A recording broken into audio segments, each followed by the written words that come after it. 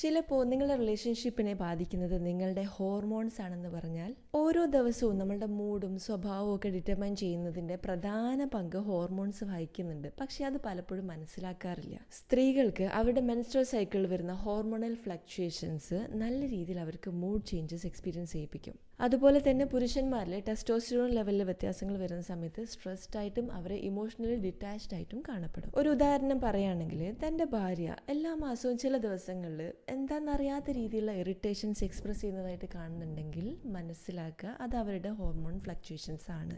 അവിടെ നിങ്ങൾ ഫ്രസ്ട്രേറ്റഡ് ആയിട്ട് റിയാക്ട് ചെയ്യുന്നതിന് പകരം കുറച്ച് സപ്പോർട്ട് കൊടുത്ത് നോക്കൂ. അതുപോലെ തന്നെ പുരുഷന്മാരിൽ മാസത്തിലല്ല ചേഞ്ചസ് വരുന്നത്, ഓരോ ദിവസത്തെയും ഓരോ സമയത്തിനനുസരിച്ചാണ്. സോ തൻ്റെ ഭർത്താവ് മിക്ക ദിവസങ്ങളിലും ചില സമയങ്ങളിൽ വല്ലാതെ വിഡ്രോൺ ആയിട്ട് കാണുന്നുണ്ടെങ്കിൽ അത് നിങ്ങളെ സ്നേഹിക്കാത്തത് കൊണ്ടോ കെയർ ചെയ്യാത്തത് കൊണ്ടല്ല, അത് ഹോർമോൺ ചേഞ്ച് ആണെന്ന് തന്നെ മനസ്സിലാക്കാം.